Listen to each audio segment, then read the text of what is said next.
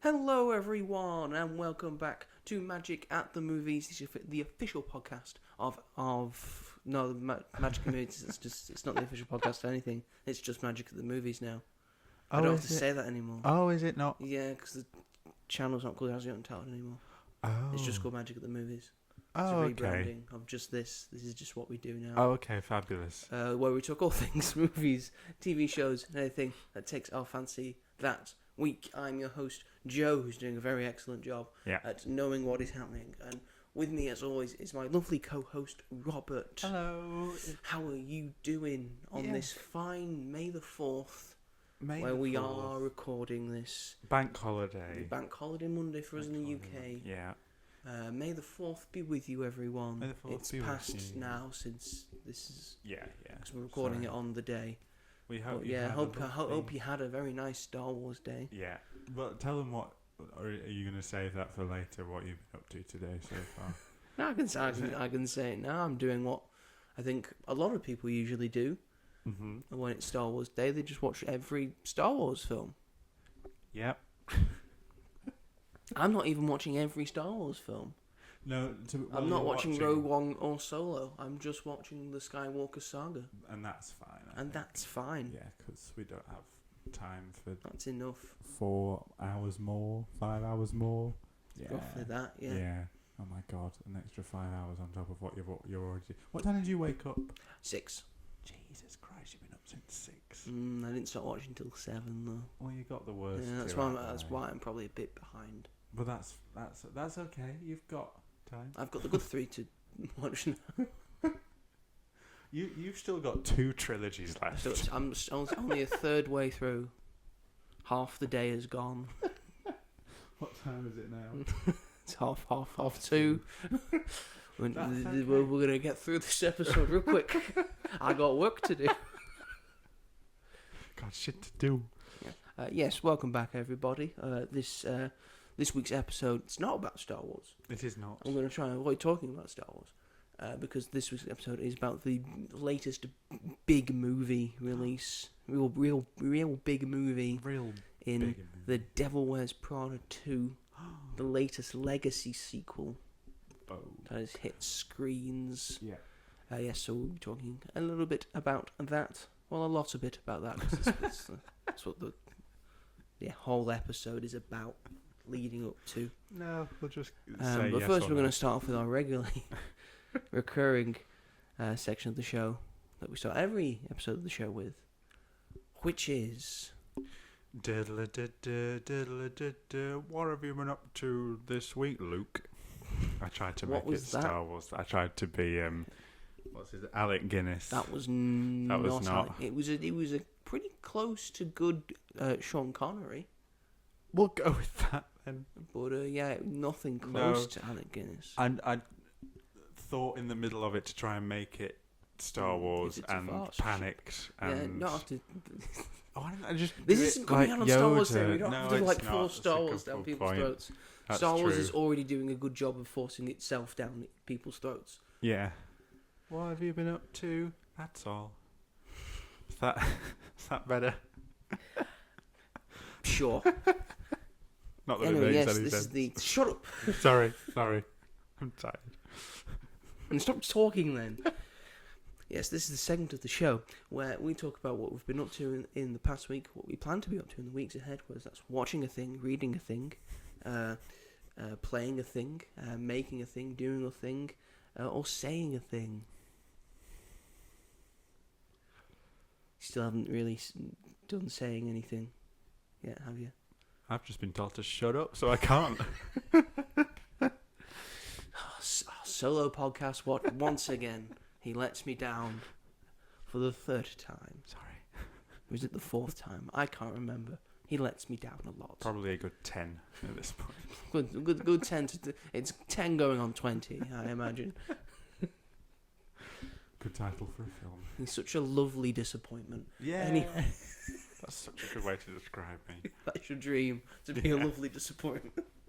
Yeah, I'm disappointing you, but you're just so lovely. Insta-bio. Sorted. You're welcome. Anyway, Robert, kick us off. What have you been up to this week? Not much. Great. I watched Shark Tale all the way through for the first time. The first time ever you watched Shark Tale. First time all the way through, and it's an insane, bizarre film, which is just as insane as Cars. That was a yeah. That was a childhood favourite of mine, Shark Tale. It's just on all the time. Finding Nemo did well, and they were like fish films, and then they made fish look like people. The Will Smith fish looks crazy. Martin Scorsese fish. No, he's a blowfish. Yeah. Makes me laugh how he. They've got Robert De Niro as a shark. Yeah. They got Jack Black as a shark. Stacked cast. Angelina Jolie's in it. Renee Zellweger. Yeah, Renee Zellweger. They got a song from Christina Aguilera. Yeah. Peak Christina Aguilera as well. Car wash, even though they're not washing cars. Yeah. They're washing whales. I think they changed it to whale wash. Whale wash. Jesus Christ. Take it. Yeah, so that was a fun. That was a trip. That was a trip. It's the best. It just made me laugh how washing dolphins. Just made me laugh how Martin Scorsese has a big problem with like the MCU, but had no problem in being in a film like that. He knew this wasn't going to get a sequel. Yeah, that's a good point. Although, who knows in 20 years? They got paid. So. That's true. It's a fun film. It's just insane. And then I finally finished reading Watchmen. Yeah. Watchmen the comic. The comic, all 12 issues. Mm-hmm. And then that led me on to watch the film by Zack Snyder, the ultimate cut, the 3 hours and 35 minute cut, the director's cut, and then the animated Tales of the Black Phrase, woven in there. That's probably as well. not really the one to watch, I would say. Oh, okay. I would just say go for the director's cut. Right. It has all the extended bits. Yeah. But they had to sort of do the animated bit for Tales of the Black Freighter. Yeah. And I think even Zack Snyder has gone on record and say we didn't really have a good way to actually put it in, but people wanted it, so we put it in. There it is. So yeah. Well, there you go. I thought it was a good. I think it's good that it wasn't the first comic you read, because normally when people say, "Oh, what comic should I read?" A lot of people normally say, "Oh, you should read Watchmen." No. Watchmen is not the comic you should start with. Start with a more simple one, like start with All Star Superman, or Batman Year One, or Ultimate Spider-Man. Or Watchmen wouldn't be a thing without other superheroes. The whole point is that it's a different take on superheroes, and I don't think you can really enjoy that if you don't already have knowledge about other superheroes. Not the original plan to have to create unique characters. Really? They were just going to take some. Original idea was for Alan Moore wanted to take some characters from the DC universe that weren't being used. Oh, okay. And I can't precisely remember all of the people that he chose for it. Right. But the one that stands out because he's become quite a big deal recently. In recent times, he's got quite popular. Is that the comedian was originally going to be Peacemaker? Oh my god! I can sort of see that. You can sort of see it. That would have really ruined. That would have ruined it for you. Okay. Because you could just you're just picturing. You're not supposed John to like Cena instead of Jeffrey Dean Morgan. Yeah, I think so. But you're not supposed to like the comedian, so I think it would have been like if it would have been the same storyline. Then that would have been troublesome. You've fully finished it now. What are your overall thoughts? Loved it. It's so good. And there are moments in it where you're sort of thinking like, why are we looking at this? Why are we, especially with the news vendor and the kids reading the comic book? You're sort of like, okay, but why are we doing this? And then that moment happens, and it's one of the most incredible things I've ever read in my life. Looked at, not read. Read and looked at. Yeah. That's how comics work. True. Beautiful artwork from Dave Gibbons as well. Just so I had to like reread it like several times because I couldn't believe what had just happened, and I think Yeah, it's great, and then it's just it's an experience. It really is, because you never really know what's going to happen. It's very unpredictable. Like you can sort of, if you know what the twist is, like who the twist villain is, and you can sort of see it when you look back. But when you don't know, you're not thinking about it. So it's just great, and we're always looking for darker, deeper storytelling. Obviously, this came out in the 80s, but it's great that we do have something like this. Is there a follow-on to it? I saw a comic that had Superman on it. There's like sort of follow-ups. Because the idea is that Alan Moore wanted to create a comic that was impossible to adapt and also impossible to follow up on. And yet DC have tried to both adapt and follow up on. Yeah. Watchmen. They did Doomsday Clock, which I think is set afterwards. They've done the Watchmen TV show. Yeah. Which is actually quite good. I do want to watch that because I like that it's a sequel. Because that's more a sequel to the comic than it is to the film. I'm glad about that. And they did a before Watchmen series of sort of like stories and that sort of happened before the events of stuff that happened in Watchmen. And it sort of like one of the issues alludes to whether the comedian shot JFK or not. Yeah, and then in the film, because in the comic it's alluded to that he might have done it. Right. In the film, they just flat out show that he was completely him. But in the before Watchmen comic, it shows that he was never there. He was nowhere near Dallas. What Zack Snyder? What Zack Snyder? Yeah, I think it came out after the film. That makes sense. Have you read the follow-on story? No, I've read a comic called The Button, which is essentially the comedian's smiley face button ends up in the DC universe, and Batman and Flash are trying to figure out what it's for. Oh right, okay. And apparently I think it ends with Dr. Manhattan. Like he's like gone to different universes now, and the issue that I have read about The Button is that the Flash needs to go and check something, and the Reverse Flash is coming around, and he'll be back in like a minute or like a minute and a half, but then the Reverse Flash is coming for Batman, and it's essentially Batman trying to survive for a minute and a half against the Reverse Flash. It's very good. That does sound very good. Yeah, it's very good and interesting, and because Batman very much outpowered there. Yeah. Because what can he do? That's it. That's interesting. He's a very different type of superhero. Mm-hmm. But yeah, I'd say you could just leave it at standard, just Watchmen. Just read Watchmen. Yeah. And I think you'll be satisfied. You don't need to do anything more. No. Yeah, it was and I thought that the film was good. I thought that in terms of adaptation, it's a real stab. Yeah. It's one of the most faithful adaptations I think I've ever seen from adapting it. It was insane. It was like, oh my god, that's exactly like it's probably as good as you possibly could do. Yeah, get it quite accurate, but then sort of missed the mark at the very end by not putting the giant squid in it. Yeah, he made it so just put the giant squid in, man. So that they made it look like Dr. Manhattan's fault, which is not in the comics. I know people were quite upset about that.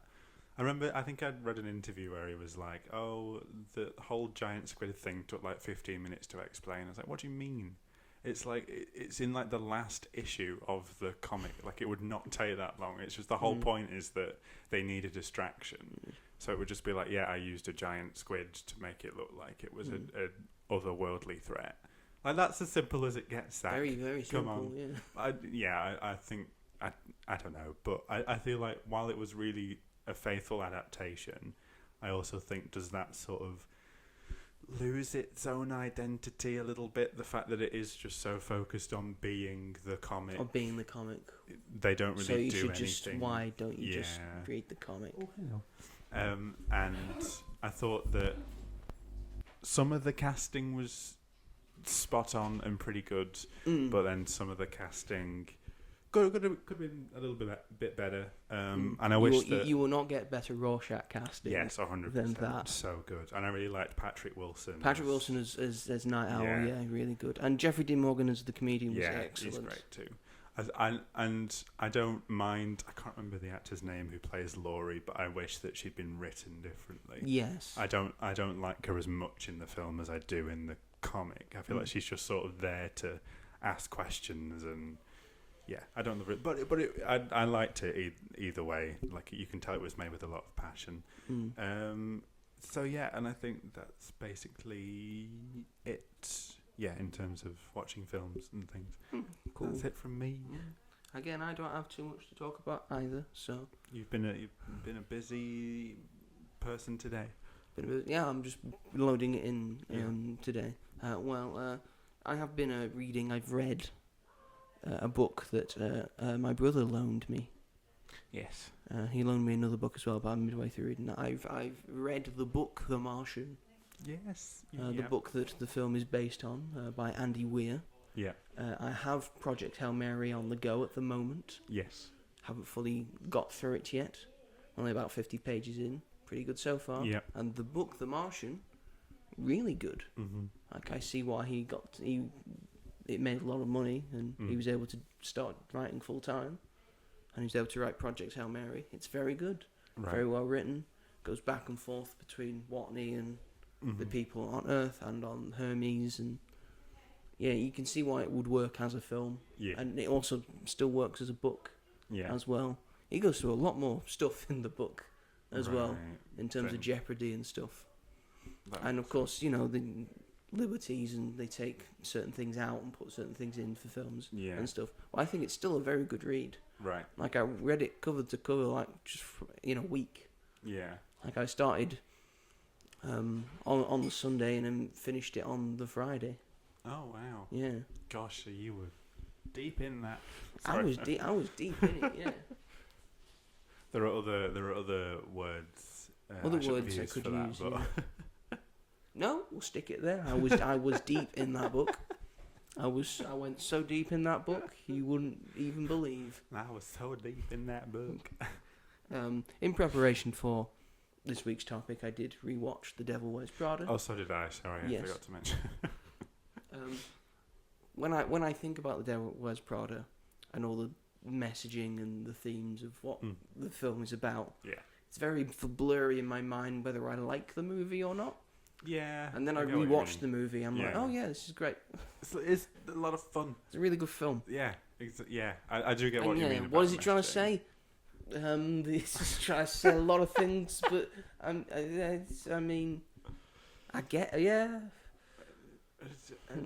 I think there is something to be said about the way, when Nigel says to her about, she's like, oh, she's being mean to me, and he's like, well, what do you want me to say? You know the job, you're not putting your whole effort in, and then she sort of changes because of that. I think that's interesting about the fact that she does change herself. Having a job and then putting your best foot forward, and then you can start complaining about it. Yeah, instead of just putting in the bare minimum and then complain. That's right. It's sort of an idea of feminism as well, of just standing up, and this being like sort of the one of the few areas in the workplace where women are on top and in control and control most of the workforce, but also having to change yourself to that is a good to get point. To like climb up or be seen. And it was made 20 years ago as well. Rubbed me sort of the wrong way. Yeah. And her boyfriend, perfectly respectable man. Yes, fact. Yeah. That's the one thing I hate is the he's subplot. Respectable in his emotions and how he feels about the situation. That's the one part he's an adult about it. So I don't know. I hate that they give her the subplot with that man as well. What's he called? Charlie. I don't care about I hate, and I don't think the film needs it. It just doesn't make sense to me. But they needed to give her some like personal conflict as well as a professional one. So, but her poor boyfriend. Her poor boyfriend. Because they were really good together. Yeah, and he makes a great grilled cheese. And she was bad. The fact that she was never there after a certain point. I thought that her friends were dicks when the phone went off and they were trying to grab it and speak to her because they knew how important it was. But I could also see after that, when she stopped coming to their birthdays, that's not good. After she'd promised. But that's the whole point of the film. I guess so. And the idea is the devil. The devil's in the name. Yeah, So that's it. Miranda, she is the devil. Yeah. Well, it's I about would not have Anna her as Wintour. my boss. But, Yeah, you know. It's about Anna Wintour. It's based off the book and the book was written by someone who was very much in Anne Hathaway's character's position when they worked at Vogue with Anna Wintour, and it's essentially the film is about her experience working at Vogue, but I think it is a fiction novel. But yeah, that's the whole point. But yeah, I think for like 2006, it was 20 years ago. It is sort of like the perfect film for that era. It's a very much film of its era. But I love it so much.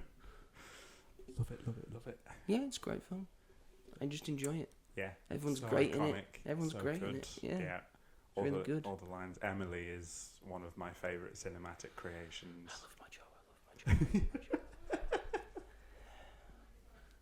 I love Wish As a Me fella- Luck. as a No, fella- shan't.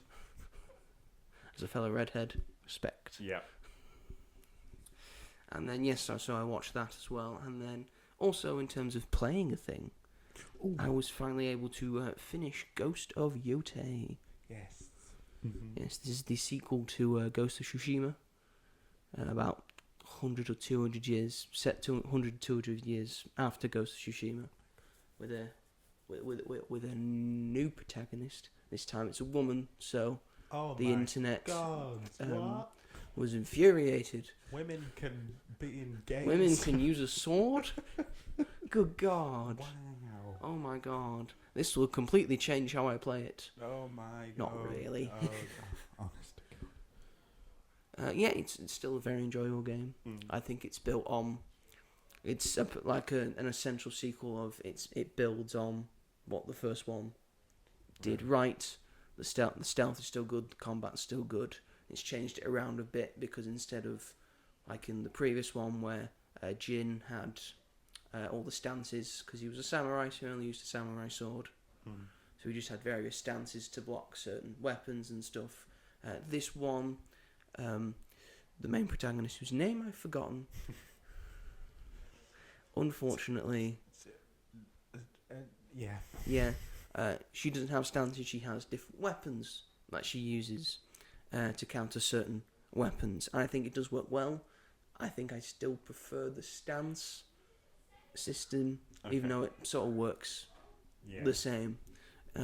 It's still very enjoyable. Again, the story I think is a bit more simple than Tsushima's was. It's more of like an out and out revenge thing, and then sort of other things happen. And is revenge worth it or not? All of that. It's one you've seen before, and I think it lacks the nuances of what Tsushima had of about protecting the people you love, but trying to do it with honour. And when does that go into a grey area? And do you step into that grey area? So I think if you're a fan of Tsushima and you haven't played Yotei yet, by all means, check it out and play Ghost of Yotei. Yeah. I think it's an exceptionally well done game, and it looks beautiful as well. Yeah. Is it a difficult game? No. Okay. It's got difficulty settings. Oh, thank goodness. Just put it on easy. Yeah. It's fine. Count things easily. Yeah. But they got tough ones in there for the Gamers. hardcore gamers, which both of us are not. No. Did you hear that Lego Batman Legacy of the Dark Knight's going to have a difficulty setting? What? So I'm still going to choose easy, but what? Yeah, you can have eventually the easy mode will just be, this is standard Lego, so you get the 4 hearts and you get unlimited lives and all that stuff. And then there's like a one in the middle of it, which I think just makes the enemies a little bit harder. Yeah. And then there's one that is essentially, it's just the Arkham one, where you have 1 life. Oh my gosh. You don't have unlimited lives. No. And you just got to counter your way through everything, and the baddies are harder and all that. Oh my gosh. Which is how I might play it. That's a fun idea. Because I'm a veteran of the Arkham verse. There you go. You can't beat me. No. You've had so much training for this moment. Training. For Lego Batman. This might be the ultimate Batman game. True. And it's going to be in Lego. And that comes out on Friday? Don't come out this week. It comes out end of the month. Oh, 22nd of May, I believe. Oh, okay. Oh, gosh. Then 26th of May, we got the James Bond game. Gosh, we're eating good this month. This month. Those are pop culture things coming out of Just pop culture icons. Pop culture icons. Speaking of pop culture icons, shall we get to our main segment of the show? Oh, I thought you were going to say me. Yes, speaking of pop culture icons, let's talk about you, Robert. I'm joking. I knew you were going to say What? Devil Wears Prada 2. The spoilers? Oh, Got to sorry. it yet? Weren't they made because of the title? Yes, but you know. Of the, and the fact that we've already talked about the first one. And we said it at the top of the episode. Yes, Devil Wears Prada 2 has been released into cinemas this past week. It came out on the 1st of May, on May Day no less. Mayday. Do you have something to say? Mayday, Mayday, Mayday. What? Why is that a saying? What, May Day? Mayday, Mayday.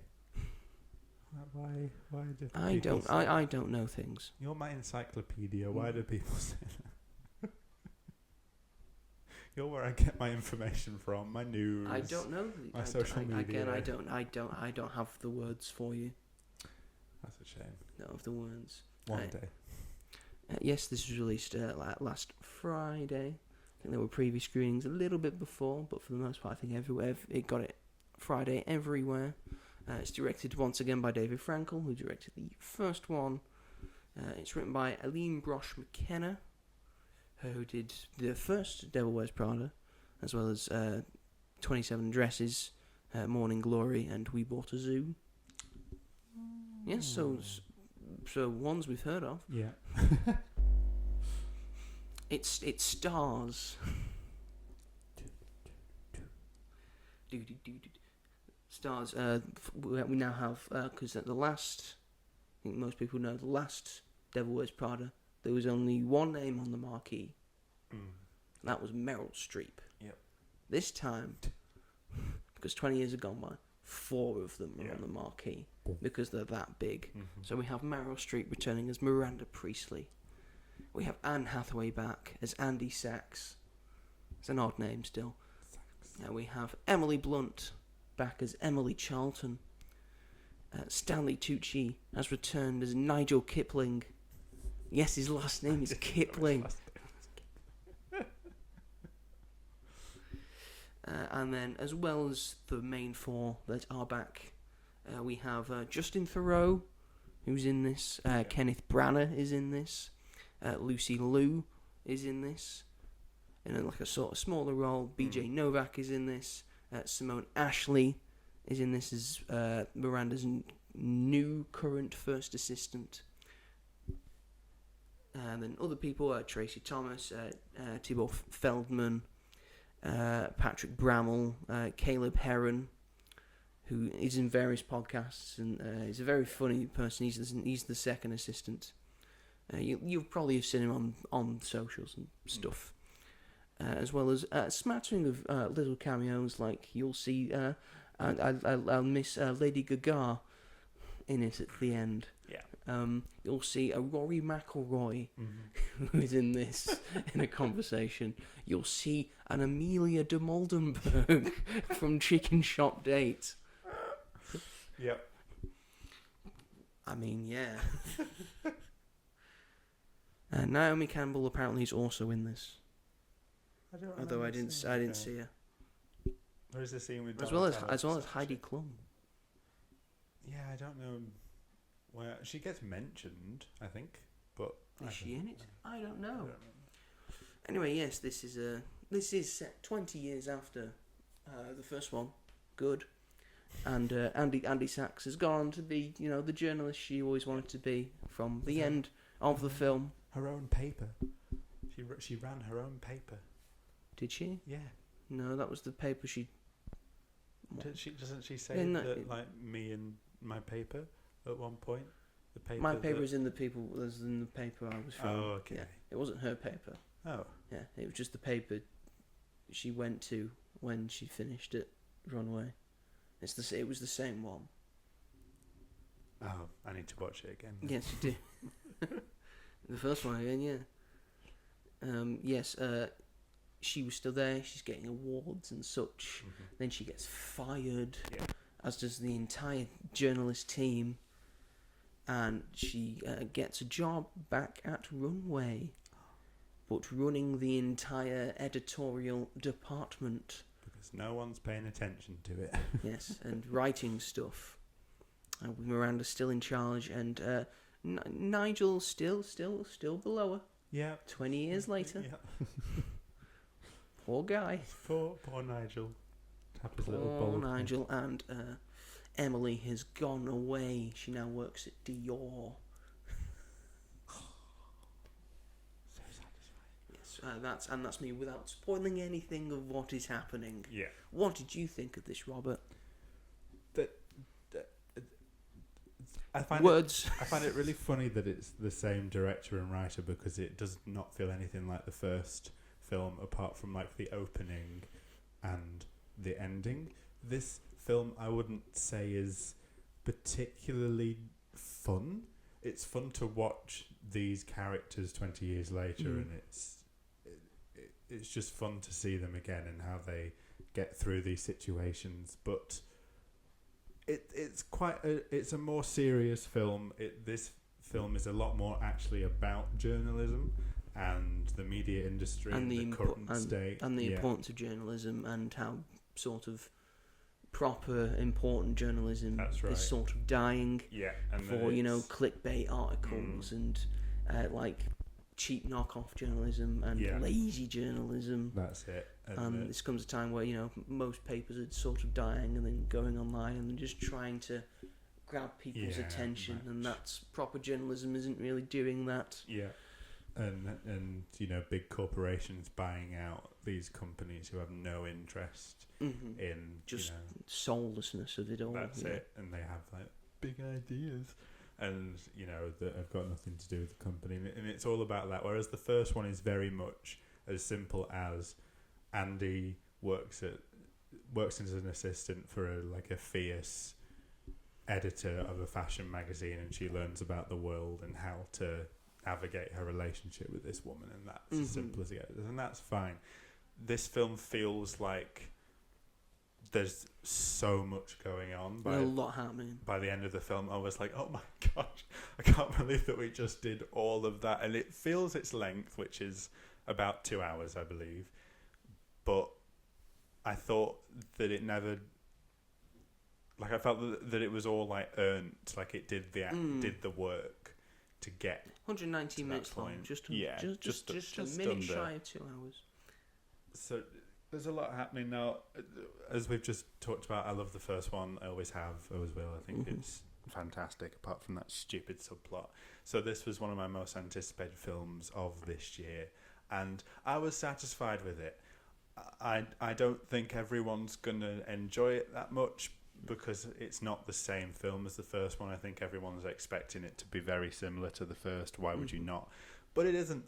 But I respect it for not doing that. This could have been as easy as Andy goes back to Runway and does the exact same thing as the first, or maybe they're facing off against Emily. There's the whole plot about that she might be writing a book about Miranda. They could have had that as the main plot, but I liked that it was in the background as a will she not? Will she, won't she? Yeah. I think that's what makes sort of legacy sequels better than just regular sequels. Because you've got time to sort of mature the characters and move characters along. That's right. And I think when you look at Tron Legacy, you look at Top Gun Maverick, you look at this, they all do something different with the universe they've been given, which I think is really, really cool and good. So true. And then also on top of that is that the our four main characters are exactly the same as they are. They just have embedded themselves back into those characters. That's which is, I would say, quite difficult to do, but they all 100%. feel exactly the same.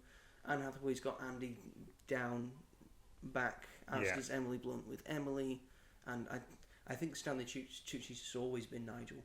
Oh yeah, Stanley Tucci is Nigel. Yes. And I mean, Meryl. We don't have to talk about it. Meryl's Meryl, isn't she? But what I thought was interesting about her performance is that Miranda isn't exactly the same as she is. Meryl Streep's performance is the same, but I feel like Miranda has grown and changed a little in bit 20 years. 100%. I think I described it in my reviews that she has a little more nuance this time. And we see a little bit more. Yeah, with definitely. Her. I see a sort of vulnerability. That's right, and more positive emotions. What? More positive outlook. Wow. Kenneth Branagh, you're doing a good job. Well done, Kenneth Branagh. Yes, her new husband is Kenneth Branagh in this one. And he is positive. He's positive. He's positive masculinity all the way down. He has a plays quartet. violin. He does. I thought... Yeah, it was kind of like they didn't need to cast Kenneth Branagh in that role, but you know what? I'm happy he's there. Fine. Yeah, they looked good as a couple. Yeah. So, that was nice. You could imagine it, yeah. Yeah, definitely. Meryl's looking fabulous. Everyone's looking fabulous. The costumes. Oh my god. You can tell that this movie cost $100 million. You see it all on screen. The costumes, the outfits, the cast. All doing great stuff. I swear to literally every time the camera cuts when we're with Anne Hathaway, that her outfit changes and she looks incredible in absolutely everything. I mean, all of them do, but Andy has the most screen time, and it's Anne Hathaway. So, but let's not beat about the bush. She's one of the most beautiful. Yeah, so true. Actresses that's ever been put on screen. To the point where you forget that she has a romantic interest in this film, and he does look a bit older than she does, but then you remember they are the same age, but you just forget about that. Men age worse. Yes. This is what we've got to look forward to. Yeah. And yet he's not doing so bad. No, he's not. He looks great, but a little Australian man. Yeah.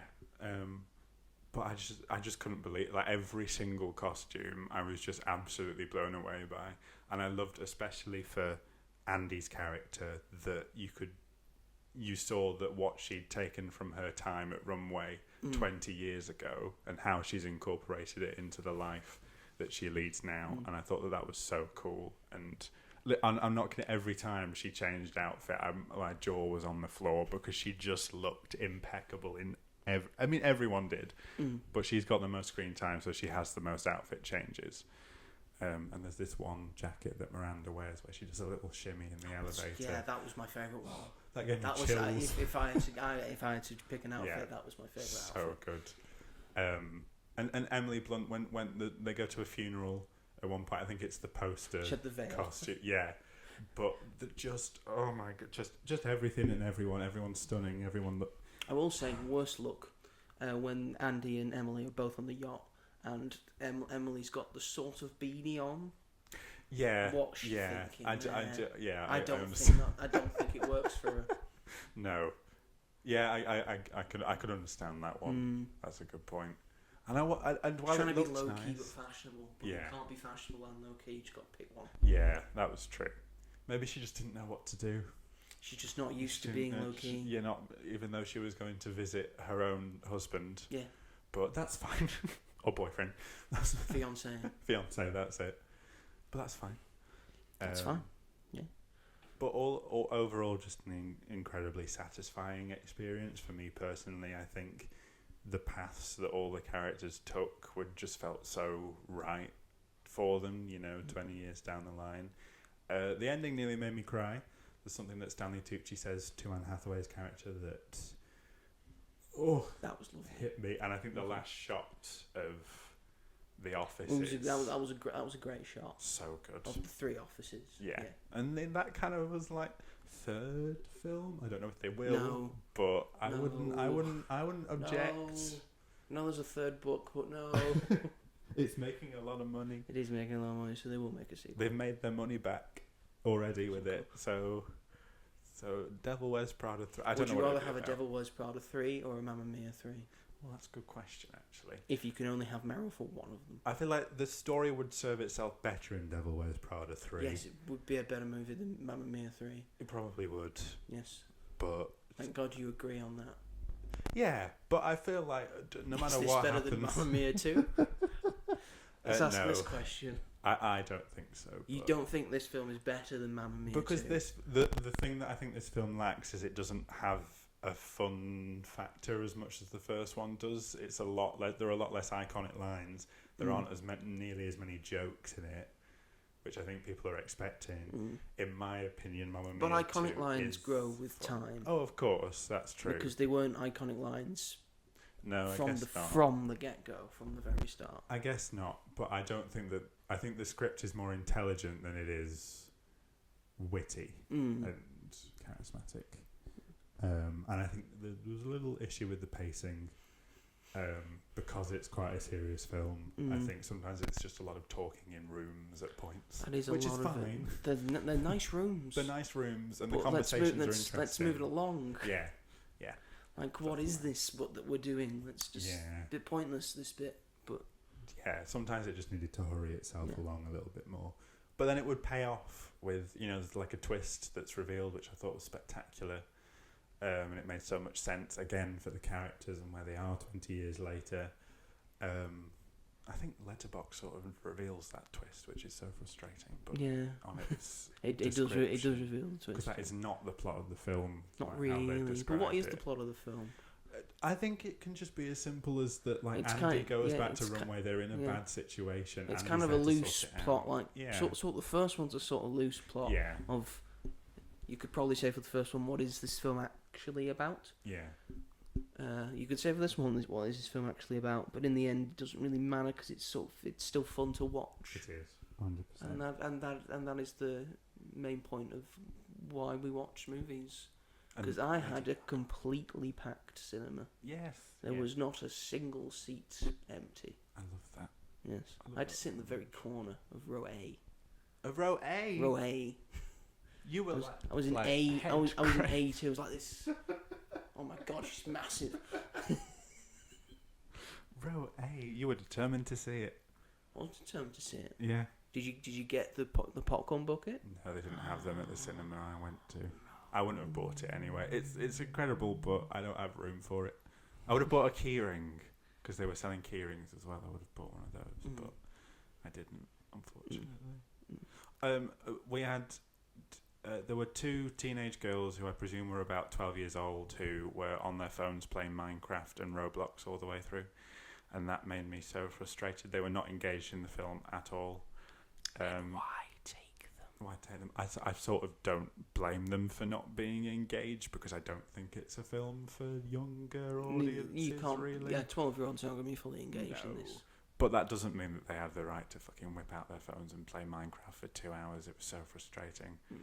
I would have got up and said something if I wasn't really tired because I hadn't slept the night before. I hate the youth of today. I hate them too, and they were with parents, and their parents didn't tell 3 old mature women, and they didn't tell them to get off their phones. At least I had a cinema full of sort of young to middle-aged women. Yeah. So who are obviously obviously very invested in Devil Wears Prada. It's their favourite film. Yeah. And then there's just little old me, who's not a boyfriend or husband to anyone. But that's just fine. sat there alone. That's so fine though. Like this is the way forward. We need to go go. cinema by yourself. Exactly. It's purifying. It's literally therapeutic. You're there because you love film. Once you can do that, you can do anything. 100%. And you're there because you love films. You're there because you want to watch a film, so go watch the film. And you enjoy the first one, so you want to see what happens 20 years later, and you like the cast, and it's like it doesn't. Films are for everybody. Films are for everybody. That's all. That's all. I had some favourite moments from this film. Please share. One of my favourite moments. First of all, BJ Novak. I don't like as an actor. I don't think he's very good. I think he's the same in every role. Yeah. I think he's only been ever good in a few seasons of The Office. I think he's miscast in this. But he takes over the company and starts doing budget cuts. So when they have to do the big runway thing in Milan, they're saying, we need budget cuts, so no more private cars, Uber. And you see just Miranda's face drop. And then budget cuts to the flight over. Yeah, And they get Miranda Priestley to fly coach So good. in economy class, and she can't even have champagne. She has to have a juice box. And I love that her assistant like asks her like, "Oh, they only have this. Is that okay?" They have juice boxes. Like, you can't even get the editor-in-chief in business. Like, maybe everyone else can go economy, but she's the editor-in-chief at the end of the day. That was funny. That was a great moment. Funny. And then I think my favourite moment is Miranda finally realising that she's taken Nigel for granted. Yeah. And giving him his moment. Yeah. Oh no, I'd know if he wanted to do something and he like just, this. And he's like... And she just looked... And you just see the light bulb click. Says, "Oh no." Because he's been the most loyal of soldiers. Yeah. And he's finally getting his flowers, which I love to see. And again, the ending bit with Nigel and Andy was just so unbelievably lovely. There were a lot of moments that I just smiled at. So in this good. film. I loved the twist, especially for the character that it related to, because I thought that was a great like callback to the first film, and you really felt like the hatred and the like everything like I've been through, and I thought it just worked so well. And I loved when she goes to speak to Emily's fiance, something happens with Runway, and they have that conversation about, you know, what are you going to do with the company, and he just talks about like AI, and he like slides it off, and she like smiles and walks away, and then she stands in that famous shopping centre in Milan that has all the designer outlets, and she just she's on her own, she just looks around, and you know that's going away. Sort of as if she's like thinking that. she's saying goodbye to it. Yeah. Art is going away, and that is art, and it was just so sad and just such a well done moment. But again, like I thought that there was so much to talk about with the film overall. Like, it's not a fun, like, you know, comedy like the first one is, but it's got something to say, and I really appreciated them doing that over a generic. It's got a lot of stuff to say. It's got a lot of stuff in it that makes this like really good, because we have a lot of stuff to talk about. Just one movie. That's it, and I think that's why it made me like, while you know we've talked about it, it's got pacing issues and it doesn't have that fun factor. It could have used maybe a little bit more comedy. I think the fact that it does go the way of talking about like what's important makes me like it even more, and why I have a more positive opinion of it than maybe most people would. But yeah, and I really want to see it again. Well, I think most people are enjoying this because it's doing quite well on a 100 million budget. This is its first weekend, opening weekend. It's currently made 234 million. So it's made its money back plus some already. It made more money than Michael did in its first weekend, so... Yay. Well done. So suck it, Michael Jackson fans. You insane bunch of people. But then that also did very well this weekend as well. Very well, yes. That'll do. That'll probably do Bohemian Rhapsody. Probably will do. I think this may go the way that Wicked 2 went with its box office, that it didn't quite... Might have a sudden drop off. Yeah, because like people are like, oh, it's out, and like I want to go see it as soon as it's out, but they're not really. But it is Mother's Day in America next week. It is Mother's Day, so that's a great movie to take your mum to. Perfect film. There you go. If my mum ever went to the cinema ever, I'd take her to this, but she doesn't go to the cinema. Just go to the cinema. She doesn't go to the cinema. Why don't you just take her to the Everyman? It's been like 2 decades since she's been to a cinema. But it's like the perfect film to go to the Everyman. I would take her to the Everyman. She'd go to the Everyman, so she could have a meal. Yeah. You know, there's a place in Manchester. I don't know if you've heard about it. That does like special screenings where you get like a full like a 3-course menu like designed around the film like that you're watching. Yeah. Yeah. I think I've heard of it, but not in Manchester. I didn't know. Yeah, I saw. I already knew about it, but I saw an advert for it on Instagram about the newest films that they're showcasing and the different menus for it. Yeah. Looks very interesting. Yeah, that's the fun. We like an experience. Like they've got a Jaws one. Oh, that. Just blood, a plate of blood. And I think in terms of what the actual, because it's a sort of restaurant, and what the actual idea of the cinema is, they've got a viewing for Chef. Right. You know, the Jon Favreau film Chef. And the idea of you get food and drinks with that film. That would be the best menu. Fantastic. That would absolutely be the best menu. That would be the one to go see. And the other one for Alien as well. Oh, that was fun. Be interesting. Yeah. See what menu you get a lot for of that. Goop. On the goop. And green and red. Yeah. But yes, I think overall, The Devil Wears Prada 2, it's pretty good, worth watching. Yeah. Go out to the cinema to this. I think it's only slightly worse than the first one. Yeah. I think it's, the first one is still definitely better. Yeah. But there's a lot of positives in this. 100%. And a lot of enjoyable moments that will probably make you smile. Just don't go in expecting it to be like as fun as the first. Don't film. get your hopes up for it. Just enjoy it for Just what it is. enjoy it. Just have a nice time. Yeah. It's a nice time film. It is. Let's all have a nice time film. And I want to see it again because it was fun And to see watch. it again. And see it again. it made me very happy. When it finished, I felt very happy. You felt, And my friends did I was too. thoroughly entertained. Yeah. I think I also helped. I just had a full cinema that also seemed very entertained as well. Yeah, that makes a difference. I saw it with two friends, one of which wanted to be a journalist because of Devil Wears Prada. So there you go, and the other just loves it. So that was fun as well to get to experience it with them because it meant a lot to them. Well, there we go. There you have it, folks. Kept it short and sweet. Thank God. If you want a longer episode, you can check out last week. Last week's episode, yes, we go into it. Well, not extensive detail on loads of films, but we do mention loads of films. Loads of films. Yes, I think we'll call it a day there. Yeah. Shall we end the show? Yeah. Do you want to leave us out, Robert? Oh, yeah. God! It's like Nigel getting his moment at the end. You have your moment. I'm a Miranda to your Nigel. Much kinder, Miranda.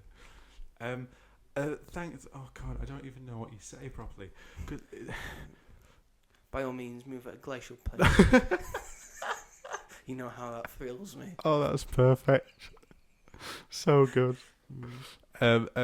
Thanks for listening, everybody. Good start. If you liked this episode of the podcast, feel free to check out some more and give us a good old subscribe on the YouTubes and hit that notification bell so you never miss an episode. And like it as well, and send us some comments about something that you liked that you watched. What did you think of Devil Wears Prada 2? Is there anything you watched this week that we should have watched? Let us know. Yeah, feel free to give us recommendations. We would absolutely love recommendations, of course, so we can watch them. Please do. That's what the comments are for. Well, we always want to watch stuff. Yes, watch some new stuff. Because I watched Shark Tale this week, so I need these recommendations. Since Shark Tale. This is what we're working with here. I chose to do that. Think back to some early DreamWorks properties. They didn't get into franchises. There's a chance that Robert's not seen them. I have. That was just the only one I haven't seen all the way through. I think I just always turned it off. I don't know why. It was always on film 4. And you're like, I could watch something else. And if they want to listen to this anywhere else, where else can they find us, Joe? Well, they can find us, Robert, on Spotify. Wow. They can find us on Apple Podcasts. Really? They can find us on Amazon Music. You're joking. I'm not. And they can find us on Sony Podcasts. Did you? And also wherever you get your podcasts from, as well as all the various things on YouTube as well. But you did that so much better than me, and I do that every week. I'm well trained. I'm a trained actor. You are well trained. You are a trained actor. I'm a trained actor, and yet I'm not the one who's going to be teaching drama soon. You can find Joe in adverts such as the Monster Book of Monsters toy from. Toy. I think it was Tommy. I don't know who made it. Boy with Bike in Cranford. Is that true? In Cranford. Was it Cranford? It was Last Tango in Halifax. Oh, Last Tango in Halifax. Yes. Sorry. I've also been in the Sky Atlantic show Bedlam as an extra. I think it was a flashback. Oh my God. mostly flashbacks because I look very young and probably from the 30s. But then again, I was also multiple extras in the 4 O'Clock Club. 4 o'clock. Multiple episodes. I characters. think in series 2 or 3. Oh my gosh! So I would have been watching that, and Hank obviously wouldn't have Zipser as known. well. I was in Hank Hank Zipser. I loved Hank Zipser. There you go. Oh my gosh! The more you know. Sorry, we're supposed to be doing the outro, aren't we? If you want to get into contact with either me or There you Robert, go. you can follow us on Letterboxd. Yeah. I am Ginge101 on Letterboxd. And I am Rob on film. If you want like a short, quick, sort of funny Letterboxd review, you go to me. If you want a very in-depth, detailed, very well-written Letterboxd review, you go to Robert. Thank you. His Devil Wears Prada 2 review, exceptional. Thank you. I wrote it on the toilet.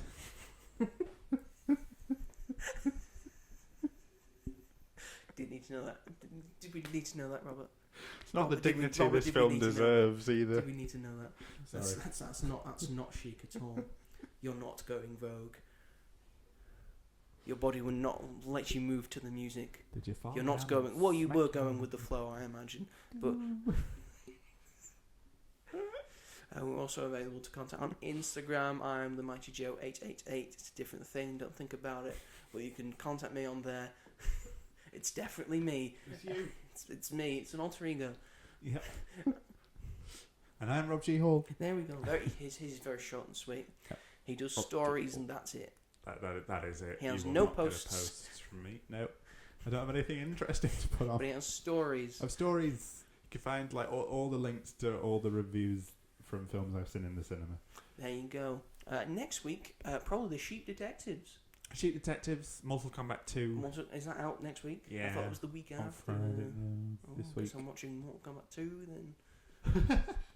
And then probably, Okay. The Sheep Detectives. Yeah. I need to watch Mortal Kombat 1 before I see Mortal Kombat 2. don't. I don't think it's going to matter not because very we're actually doing Mortal Kombat in Mortal Kombat 2. I think it's on Netflix. It's probably it's somewhere. It's somewhere. It is actually somewhere. showing on I'll Thursday in find it. cinemas. I have a perfectly legal Amazon Fire TV stick There you if go. I can't find it anywhere else. It's showing in the cinema before The first the one? second one. Yeah, I'm not shilling out money to see it. They're doing a double bill with the first and second one. Who wants to watch the first one again? I don't know, but you know, if people are I'm sure it had its things. yeah. Anyway, otherwise they wouldn't have made a second one. True. And we never would have got actual Mortal Kombat. Yes. Because none of the original Mortal Kombat films actually have a Mortal Kombat tournament in them either. After This will be 3 the films. first Mortal Kombat tournament we see in a Mortal Kombat film. finally. Finally, right? It was worth it. So yes, look forward to that, ladies and gentlemen. Thank you everyone for watching and listening. I'm sorry I really took over your... I was hopeless. It's You were doing completely fine. You were getting into the swing of it. We'll try again next week. I'm like Andy when she first starts out at Runway. All toes and no fingers. All Or is it the other way around? It doesn't matter. Anyway, yes, thank you for watching and listening, everyone, and we will see you all in the next one. Goodbye. Goodbye.